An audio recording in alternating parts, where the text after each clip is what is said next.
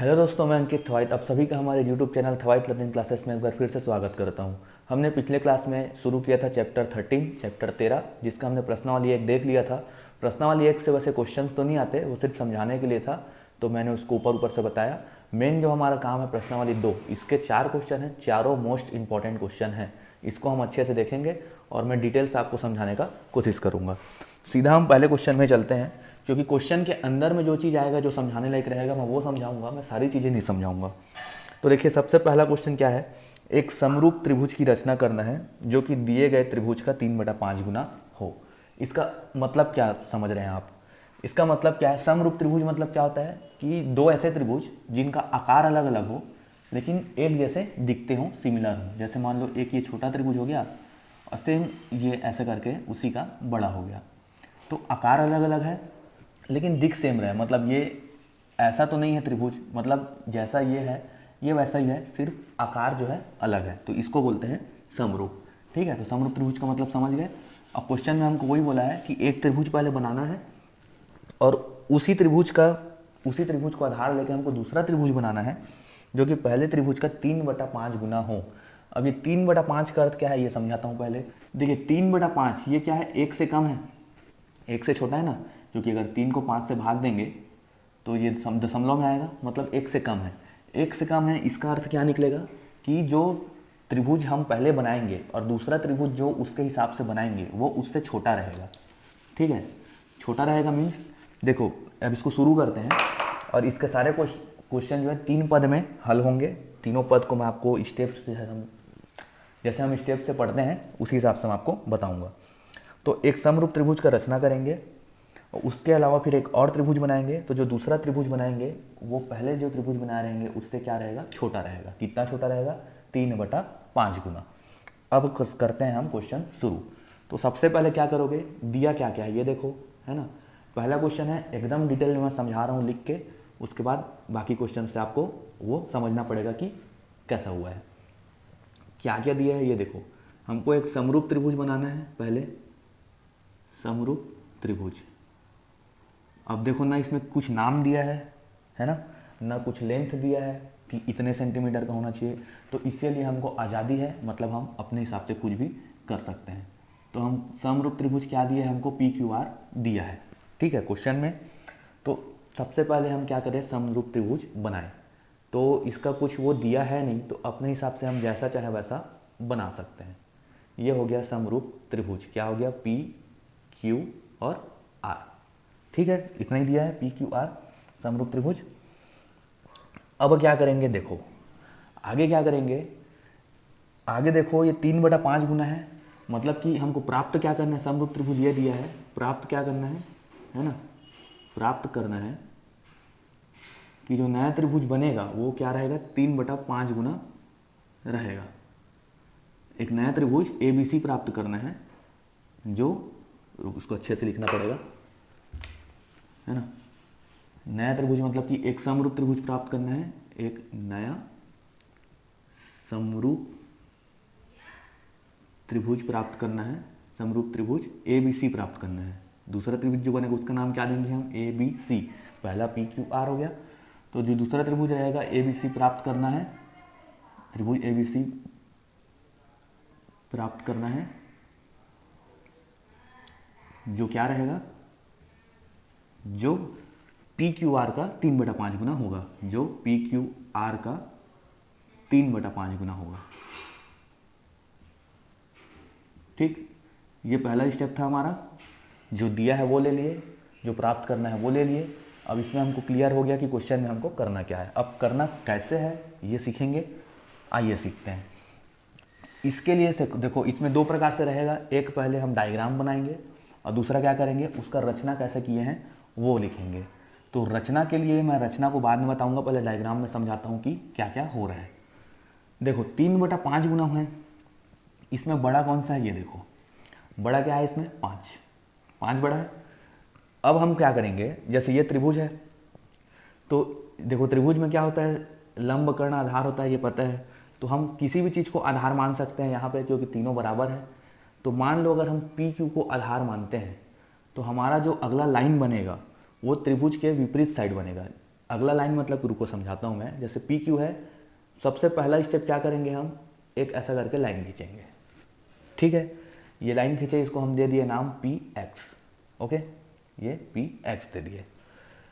P Q R था, देखो त्रिभुज इस साइड है, तो ये जो लाइन खींचे हैं हम इसको ऐसा नहीं खींच सकते, इस साइड नहीं खींच सकते। अब चाहो तो देखो मैं इसको बेस मान के इधर खींचा हूँ, आप चाहो तो इसको बेस मान के इधर खींच सकते हो, या इसको बेस मान के इधर खींच सकते हो, इधर खींच सकते हो, इधर खींच सकते हो, कैसा भी खींच सकते हो। हम नीचे ले लिए, ये क्या हो गया पी एक्स। ठीक है, अब लिखते कैसे जाओगे देखो बताते जा रहा हूँ मैं। पहला पॉइंट क्या लिखोगे, सबसे पहले क्या किए, त्रिभुज पी क्यू आर बनाया। क्या बनाए, त्रिभुज। सबसे पहले कुछ नहीं था क्वेश्चन में, हम पी क्यू आर पहले बनाए ना, तो त्रिभुज पी क्यू आर बनाया। पहला लाइन क्लियर, रचना। ठीक है, ये रचना हो रहा है, रचना। तो रचना में पहला क्या था, त्रिभुज पी क्यू आर बनाया। दूसरा स्टेप क्या किए हम, दूसरा स्टेप हम किए कि एक ये कोण बन रहा है यहाँ पे, है ना, ये कोण बन रहा है क्यू पी एक्स, एक कोण बन रहा है। तो कोण क्या बन रहा है, पी क्यू एक्स बनाया। जो रेखा क्या है, कौन सा रेखा है, ये हो रेखा पी एक्स, जो रेखा पी एक्स है। ठीक है, इतना क्लियर। देखो ये जरूरी नहीं है कि मैं जैसा लिखा आपको वैसा ही लिखना है, आपको जो समझ में आ रहा है अपने लैंग्वेज में लिखना है। ये याद करने वाला चीज़ नहीं है कि लिखा गया तो याद करना है, ऐसा नहीं है। आपको जैसा समझ में आ रहा है आप अपने भाषा में इसको लिख सकते हो। यहाँ पे कोड बन रहा है क्यू पी एक्स, और ये पी एक्स जो है रेखा बन रहा है। इतना हमको 2 स्टेप हो गया क्लियर, 2 लाइन क्लियर हो गया। अब आगे क्या करेंगे, देखो कितना गुना बनाना है उसको ध्यान दो। अब 3/5 था क्वेश्चन में भी, 3/5 है। ठीक है, 3/5 गुना है, तो उसके लिए क्या करोगे आप, तीसरा स्टेप जो लिखोगे वो पहले मैं मुंह से बता रहा हूँ, फिर लिख के बताऊंगा। तो तीसरा स्टेप क्या रहेगा कि बिंदु P को केंद्र मानेंगे हम, जो कि यहीं से ऐसे लाइन खींचे हैं। तो बिंदु P को केंद्र मान के इन दोनों में जो बड़ा है उसको देखो, बड़ा क्या है 5 है। तो बिंदु P को केंद्र मान के हम जो है एक निश्चित त्रिज्या का वो प्रकार जो रहता है हमारे पास, प्रकार से एक निश्चित त्रिज्या ले लेंगे। मतलब उसको एक निश्चित, जैसे ये प्रकार है ना, ऐसा करके प्रकार रहता है, तो इसको निश्चित फैला लिए हैं और उसको उतना ही रखना है, उसको छेड़खानी नहीं करना है। यहाँ पे रख के उसका नुकीला हिस्सा को एक बार पेंसिल में ऐसे छाप मारेंगे, फिर यहाँ से ऐसे मारेंगे, यहाँ से ऐसे, यहाँ से ऐसे और यहाँ से ऐसे। 5 बराबर भाग में हम इसको बांटेंगे। इसको नाम क्या देंगे, ये P1, ये P2, ये P3, ये P4 और ये P5। ठीक, ये हम तीसरा काम किए। क्या काम किए तीसरा, अब देखो ये ऊपर लिख लो, इसको मैं मिटा दे रहा हूँ क्योंकि लिखना है बार बार। तो ये 2 हो गया स्टेप। तीसरा स्टेप क्या किए हम, तीसरा स्टेप जो रेखा क्या है, रेखा हमारे पास ये रेखा पी एक्स है ना। तो रेखा पी एक्स में क्या किए हम, रेखा पी एक्स में हम क्या किए, बराबर त्रिज्या का 5 चाप काटे, है ना। रेखा पी एक्स में 5 चाप काटे जिनका त्रिज्या क्या है, बराबर है, जिनका त्रिज्या या जिनका लेंथ लिख सकते हो, दूरी लिख सकते हो, कुछ भी लिख सकते हो, जिनका त्रिज्या क्या है, बराबर है। ठीक है, देखो ये चीज़ का मैं आप लोग को आज़ादी दे रहा हूँ कि इसको आप अपने हिसाब से लिख सकते हो, बस जो किए हो वही लिखना है अपने भाषा में जैसा आपको समझ में आए। तो बराबर है का मतलब क्या हो गया, जो P से P1 है ना, P से जो P1 है वो किसके बराबर हो जाएगा, P1 से P2 के, P1 P2 के, फिर P2 P3 के बराबर हो जाएगा ये, और ये P3 P4 के बराबर हो जाएगा। सेम वैसी फिर P4 और P5 बराबर हो जाएगा। कुल मिला के ये पांचों क्या हो गया, आपस में बराबर हो गया। तीसरा लाइन भी क्लियर हो गया, क्वेश्चन आधा हमारा हो चुका है। ठीक है, यहाँ पे अब क्या करना है, देखो नेक्स्ट स्टेप। अब हमको क्या ध्यान देना है, यहाँ से ध्यान ये देना रहेगा कि जो नया त्रिभुज जो बनेगा वो पुराने त्रिभुज से छोटा बनेगा कि बड़ा बनेगा, इसको ध्यान देना है। हमको समझ में क्या आ रहा है कि ये 1 से छोटा है, 3/5 1 से छोटा है, मतलब नया त्रिभुज पुराने त्रिभुज से छोटा बनेगा। अगर ये 1 से बड़ा रहता तो नया त्रिभुज पुराने त्रिभुज से बड़ा बनता। ठीक है, तो छोटा बनेगा ये समझ में आ रहा है। छोटा बन रहा है तो देखो ऊपर में क्या है, 5 वाला कॉन्सेप्ट हो गया कि हम 5 बार ऐसे करके कर दिए, चाप काटे। देखो पहले तो P5 से Q को मिला दो। ठीक, ये अब सीधा मिलाना इसको अच्छे से, स्केल से और अच्छे से होगा। ये मिला दिए P5 से Q को, छोटा बन रहा है ना, तो छोटा बनेगा तो हमेशा जो लास्ट वाला रहेगा उसको सीधा क्यू से मिला देने का। अगर अगला बनने वाला त्रिभुज बड़ा बनेगा तो इसको नहीं मिलाएंगे, उससे पहले वाले को मिलाएंगे। ये आगे क्वेश्चन में देखेंगे। फिर आज इस क्वेश्चन में छोटा बन रहा है तो हम P5 से Q को मिला दिए, ये हमारा हो जाएगा चौथा लाइन। जो कर रहे हैं वही लिख रहे हैं, ठीक है ना। तो क्या किए, P5 से Q को मिलाया, ठीक हो गया। यही किए हैं हम, P5 से Q को मिला लिए। अब क्या किए, देखो ये 5 वाला चीज़ तो क्लियर हो गया, 5 था तो 5 बराबर चाप काटे, 5 से Q को मिला दिए। अब 3 वाले में आते हैं। 3 वाले का मतलब क्या है, P3। अब P3 से हम क्या करेंगे, एक समांतर, समांतर मतलब समझ गए कि यहाँ से हम एक ऐसा रेखा खींचेंगे इस प्रकार से, जो जिसका लेंथ जो है ये भी बराबर रहे, ये भी बराबर रहे, ये भी, मतलब एक दूसरे के समांतर रहे। किसी भी बिंदु से किसी भी बिंदु को मिलाने पर जो दूरी है वो बराबर रहे, है ना। तो ऐसा एक ठो रेखा खींचेंगे, कहाँ से, P3 से PQ पर रेखा खींचे, ठीक है। इसको आगे देखो कैसे लिखेंगे।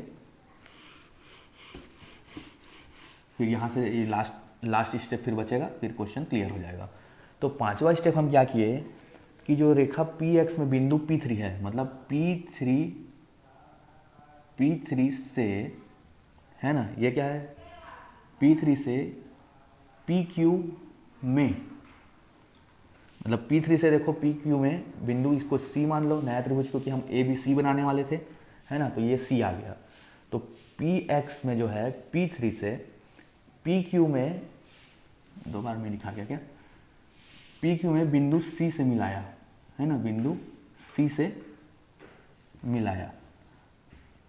अब मिलाए तो हम देखो एक चीज़ क्या किए, हम एक चीज़ ये किए कि इसमें जो ये है, जैसे P5 और Q है ना, जहाँ इसमें क्या है, एक समांतर वाली बात में किया था, तो जहाँ क्या है P5Q जो है, जहाँ P5Q समांतर है, ये समांतर का सिंबल होता है, या तो आप चाहो तो ये सिंबल यूज़ करो, या तो लिख सकते हो जहाँ P5Q समांतर है किसके, P3C के, ठीक है।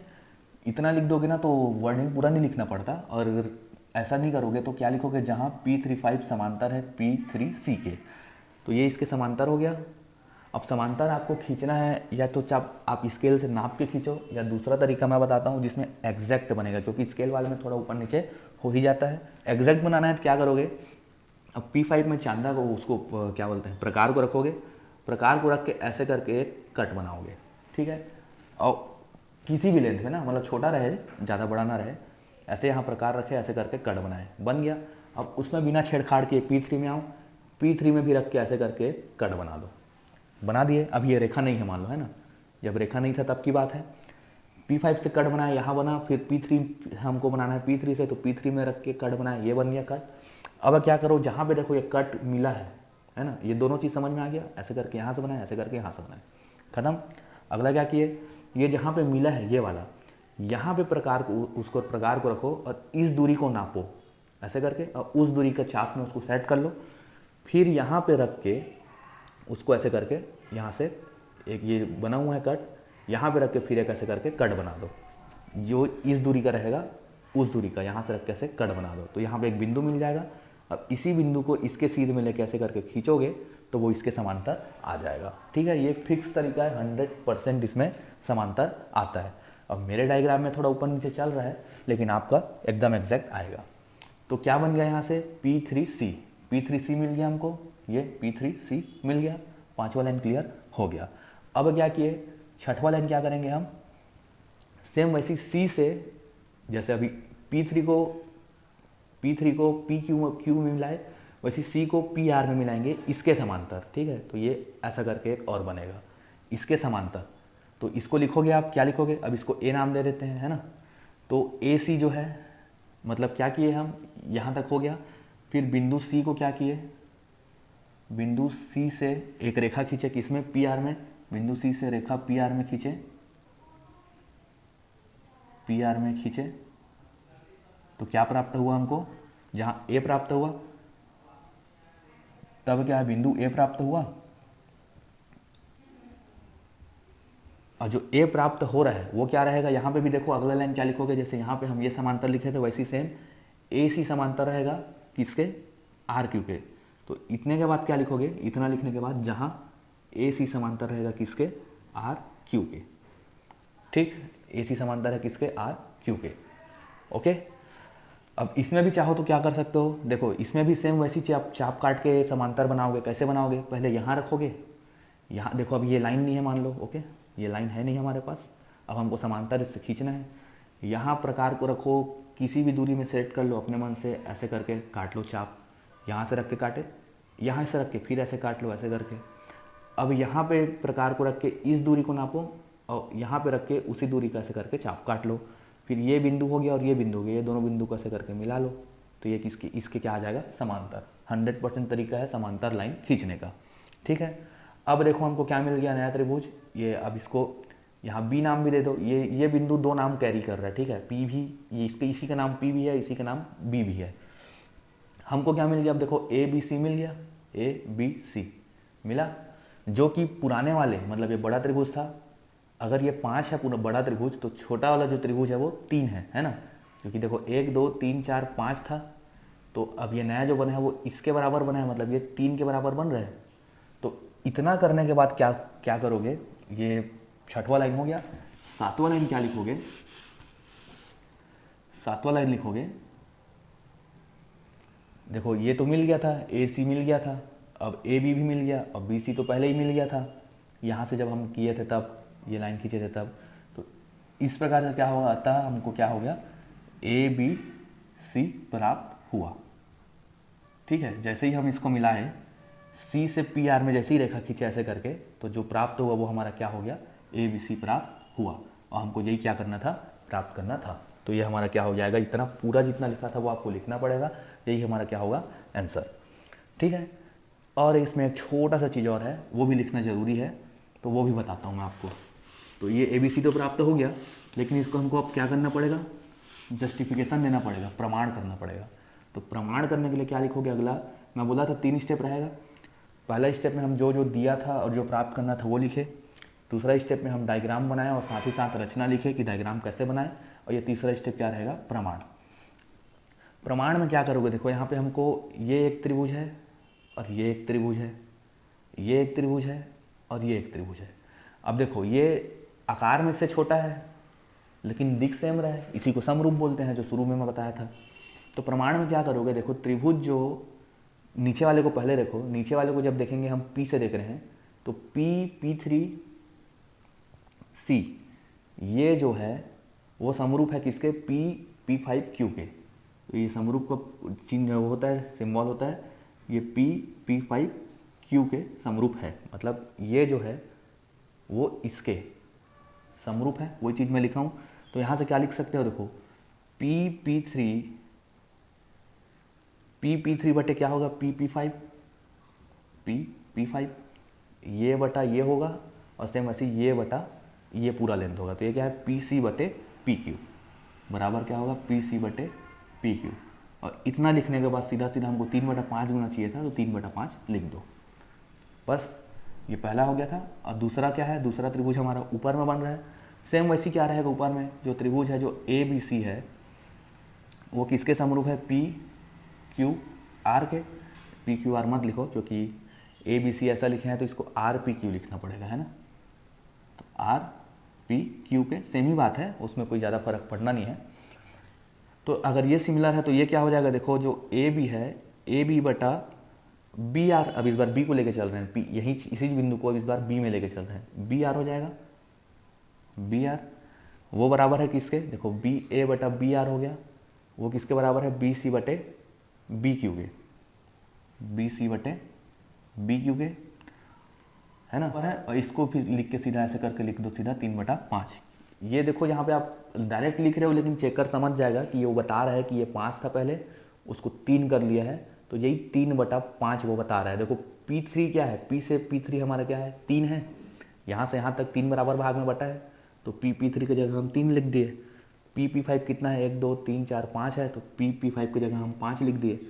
तो सेम वैसे ही अगर ये 3 है तो ये भी 3 होगा, PC जो है, तो PC भी 3 हो गया। वैसे ही अगर ये 5 है तो PQ भी 5 होगा, तो PQ भी 5 हो गया।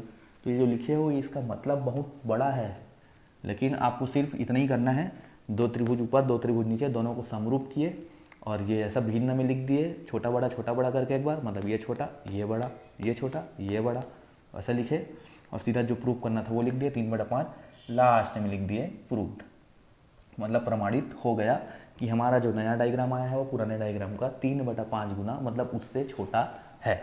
इस प्रकार हमारा पहला क्वेश्चन खत्म होता है। ठीक है, ये क्वेश्चन 2 हो गया। अब हम अगला जो क्वेश्चन है वो अगले वीडियो में कवर करेंगे, क्योंकि मैं चाहता हूँ मैं आपको डिटेल में पूरे अच्छे तरीके से बताऊँ, क्योंकि सब इंपॉर्टेंट क्वेश्चन है। अगला वीडियो आपको जस्ट इस वीडियो के अपलोड होने के अगले दिन मिल जाएगा, तो जहाँ हम दूसरा क्वेश्चन देखेंगे उसको भी पूरा डिटेल में बड़े तरीके से देखेंगे, अच्छे से आपको समझ में आएगा, इसकी गारंटी मैं देता हूँ। थोड़ा सा आपको बस मेहनत करना पड़ेगा। और अगर ये वीडियो आपको अच्छा लगा तो इसको अपने दोस्तों तक पहुँचाएँ और मिलेंगे हम अगले वीडियो में। तब तक के लिए धन्यवाद।